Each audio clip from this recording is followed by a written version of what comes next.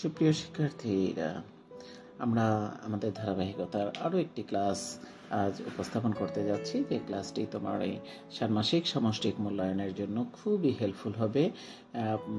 এই ক্লাসটি মূলত তোমার প্রস্তুতির জন্য একটা সুস্পষ্ট গাইডলাইন এবং নির্দেশনা। এই নির্দেশনাটা অনুসরণ করলে আশা করি তোমাদের এই ষান্মাসিক সামষ্টিক মূল্যায়ন অসাধারণ একটা ফল দিবে আশা করি। তো আজকে আমরা যে ক্লাসটা দেখতে যাচ্ছি সেই ক্লাসটি হলো অষ্টম শ্রেণীর গণিত। গণিত নিয়ে তো আমাদের অগণিত টেনশন, যে গণিত কীরকম হবে, এর একক কাজ কীরকম হবে, দলীয় কাজ কীরকম হবে, জোড়ায় কাজ কীরকম হবে এবং লিখিত পরীক্ষাটা কোত্থেকে হবে। টেনশানে একদম মাথা নষ্ট হয়ে যাচ্ছে। এই ভিডিওটা দেখলে এবং এই ভিডিওর যে বার্তাগুলো আছে, যে ইনস্ট্রাকশনগুলো আছে, এই গাইডলাইনগুলো তুমি যদি অনুসরণ করো, ইনশাল্লাহ এই টেনশন থেকে তুমি বের হয়ে আসতে পারবে এবং তোমার এই ষান্মাসিক সামষ্টিক মূল্যায়নটা অসাধারণ একটা ফল বয়ে আনবে ইনশাল্লাহ আশা করি। তো চলো দেখি যে আজকের গাইডলাইনে কি রয়েছে। তোমরা এই গণিত বইটার ভেতরে যদি ঢোকো তাহলে এখানে দেখবে প্রচুর পরিমাণ বক্স দেওয়া আছে, বিভিন্ন বিষয় নিয়ে অনেক বক্স দেওয়া আছে, অনেক বইয়ের কাজ দেওয়া আছে। তোমাদের জন্য একটা বিশেষ নির্দেশনা, বইয়ের কাজগুলো তোমরা কমপ্লিটলি করবে এবং কি করেছো সেটা যদি তুমি কোনো ভিডিও দেখে করে থাকো বা তুমি স্যারের সহায়তা নিয়ে করে থাকো বা তোমার হোম টিউটর যদি এটা করে দেন অথবা কোনো বন্ধুর থেকে তুমি যদি লেখো, তাহলে অবশ্যই তুমি কি লিখেছো, কেন লিখেছো, কিভাবে লিখেছো এই বিষয়টা জেনে যাবে, বুঝে যাবে। এতে করে তোমার একক কাজগুলো করার জন্য অনেক সহজ হবে। আর এই বইয়ের মধ্যে কিছু ইনস্ট্রাকশন দেওয়াই আছে, জোড়াই কাজ, একক কাজ, দলীয় কাজ, এই বিষয়গুলো দেওয়াই আছে। তো সেইগুলোকেই আমি একটু এক পৃষ্ঠায় নিয়ে আসার চেষ্টা করেছি এবং এক পাতার মধ্যে এমন একটা গাইডলাইন দেওয়ার চেষ্টা করেছি যে যাতে করে তোমরা খুব সহজেই এর চমৎকার একটা প্রিপারেশন নিতে পারো। তো এখানে চলো দেখি কি লেখা আছে। ষান্মাসিক সামষ্টিক মূল্যায়ন 24 অষ্টম শ্রেণী গণিত। সাজেশনটা ছিল হলো পৃষ্ঠা 1 থেকে 124 পৃষ্ঠা পর্যন্ত। তো তোমরা জানো, একই কথা বারবার করে বলাটা আসলে ভালো শোনায় না। প্রত্যেকটা ভিডিওতেই এই কথাটা বলছি যে আমাদের মূল্যায়নটা মূলত দুইটি ধারায় বিভক্ত। একটি হলো হাতে কলমে কাজ আর একটা হলো লিখিত অংশ।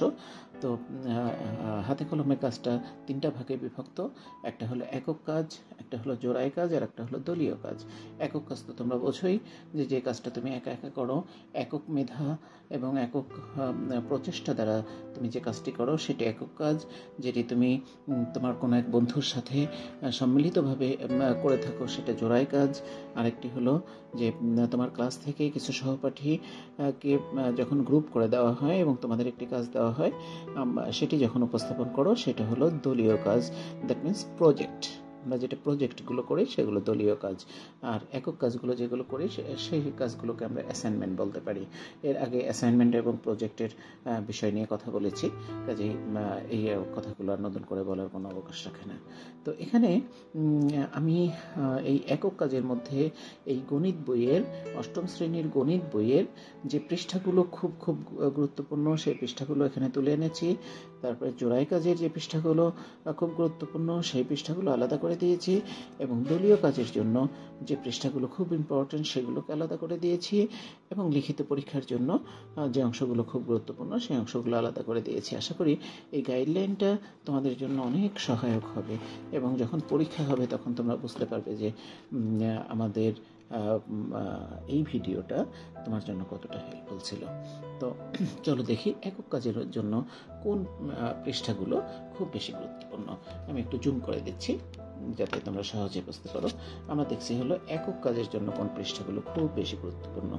একক কাজের জন্য পৃষ্ঠা 3, ব্র্যাকেটে 3 দেওয়া আছে। পৃষ্ঠা 3-এর মধ্যে 3 নাম্বার যেটা আর কি, 4 পৃষ্ঠায় 5 নাম্বার যেটা, তারপরে পৃষ্ঠা 5, পৃষ্ঠা 6, পৃষ্ঠা 7, পৃষ্ঠা 18, পৃষ্ঠা 26, পৃষ্ঠা 28, তারপরে রয়েছে পৃষ্ঠা 29, রয়েছে পৃষ্ঠা 31, পৃষ্ঠা 36, পৃষ্ঠা 38, পৃষ্ঠা 39, পৃষ্ঠা 40, পৃষ্ঠা 41, 42, পৃষ্ঠা 44, পৃষ্ঠা 53, পৃষ্ঠা 55, পৃষ্ঠা 57 থেকে 58, তারপরে রয়েছে পৃষ্ঠা 60, 61, পৃষ্ঠা 64, পৃষ্ঠা 67, তারপরে রয়েছে পৃষ্ঠা 68, পৃষ্ঠা 73, পৃষ্ঠা 76, 77, পৃষ্ঠা 80, 83, 89, তারপরে রয়েছে পৃষ্ঠা 94, 95, 97, 100, 108, 110 থেকে 112 এবং 120।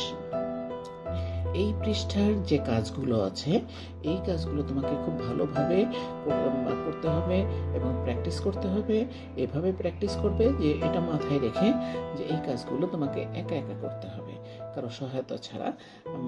মূল্যায়নের সময় এই কাজগুলোকে তোমাকে একা করতে হবে। যদি এইটাকে মাথায় রেখে তুমি এটার এই পৃষ্ঠাগুলোর প্রস্তুতি নাও, আশা করি একক কাজের মধ্যে যা আসুক, যত কঠিন আসুক, সেটা তুমি পারবে ইনশাআল্লাহ। এরপর রয়েছে জোড়াই কাজ। জোড়াই কাজের মধ্যে যে পৃষ্ঠাগুলো খুব বেশি ইম্পর্টেন্ট, সেটা আমি এখানে মার্কিং করেছি, দেখে নাও তোমরা। এটা একটু পজ করে করে তোমরা লিখে নিতে পারো।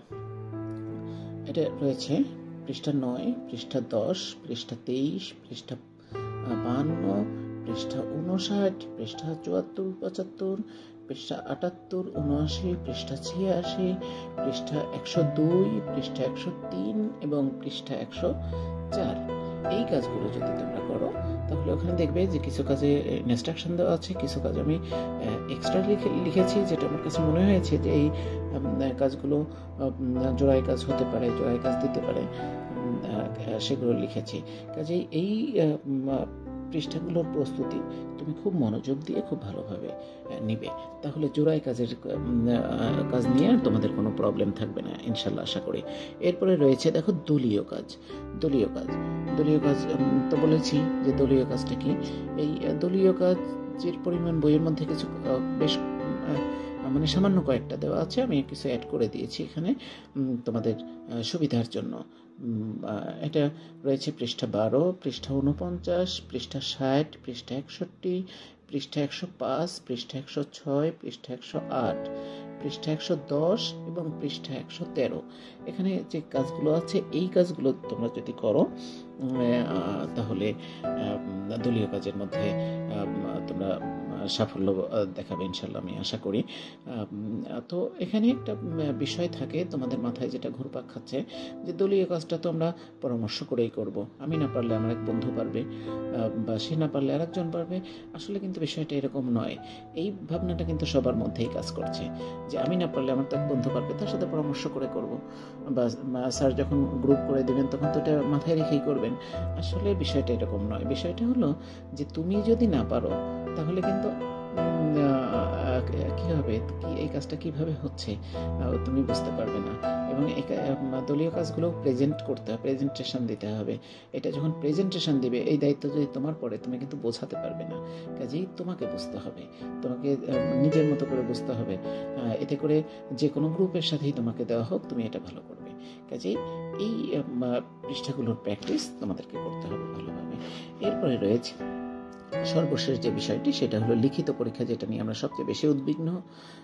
সেই লিখিত পরীক্ষার জন্য আমরা যে পৃষ্ঠাগুলো থেকে প্রস্তুতি নিতে পারি, সেটা হলো পৃষ্ঠা 14, পৃষ্ঠা 18, পৃষ্ঠা 43, পৃষ্ঠা 44, পৃষ্ঠা 45, 46, পৃষ্ঠা 55, 56, পৃষ্ঠা 66, পৃষ্ঠা 69, 70, পৃষ্ঠা 76, 77, পৃষ্ঠা 84, 85, পৃষ্ঠা 90, 91, পৃষ্ঠা 92, পৃষ্ঠা 122, পৃষ্ঠা 123 এবং পৃষ্ঠা 124। এই পৃষ্ঠাগুলো মূলত অনুশীলনের পৃষ্ঠা। এছাড়াও কয়েকটি পৃষ্ঠা আমার কাছে মনে হয়েছে যে এগুলো তোমাদের জন্য একটু গুরুত্বপূর্ণ, সেটাও আমি দিয়েছি। এখানে একটা বিষয় লক্ষ্য করবে তোমরা, যে একই পেজ কোথাও কোথাও একাধিক জায়গাতেই এসেছে। এর কারণ হলো যে পেজগুলো একক কাজের মধ্যেও আছে, আবার লিখিত পরীক্ষার মধ্যেও আছে, পরীক্ষার এই অংশের মধ্যেও আছে, তাহলে এটা দুই জায়গায় দেওয়া হলো কেন? আসলে এটা এরকম যে এটা এককভাবেও তোমাকে করতে হতে পারে, আবার এককভাবে প্রজেক্ট আকারে, অ্যাসাইনমেন্ট আকারে করতে হতে পারে, আবার সেটা পরীক্ষার মধ্যে আসতে পারে। কাজে এটা আমি দুই জায়গায় দিয়েছি, বা কোনোটা 3 জায়গাতেও আছে, এটা তোমরা খেয়াল করবে। তো এইভাবে যদি আমরা এই পৃষ্ঠাগুলো তুমি যদি প্র্যাকটিস করো, তাহলে আশা করি পুরো অংশটুকুই, অর্থাৎ 1 থেকে 124 পৃষ্ঠার মধ্যে যা কিছু রয়েছে, পুরো অংশটাই তোমার নখদর্পণে থাকবে, তোমার আয়ত্তে চলে আসবে, এবং যেখান থেকে যেভাবেই প্রশ্ন করা হোক সেগুলো তুমি চমৎকারভাবে করতে পারবে। আরেকটি বিশেষ ঘোষণা তোমাদের জন্য, যে লিখিত পরীক্ষাটা পারলেই কিন্তু তুমি ত্রিভুজ পাবে এমনটা নয়, যে আমি একটা অঙ্ক পারলাম করে দিয়ে আসলাম যেন তেন করে কিন্তু অঙ্কটা ঠিক আছে।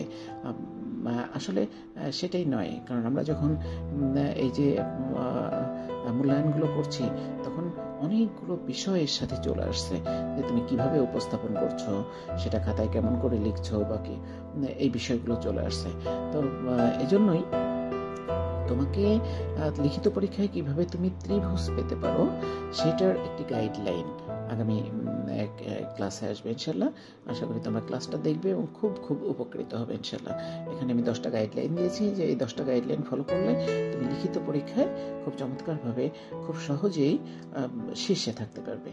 তো আমি আশা করি তোমরা অবশ্যই ফলো করবে। তো আজ এ পর্যন্তই, ভালো থাকো সবাই, আল্লাহ হাফেজ, আসসালামু আলাইকুম।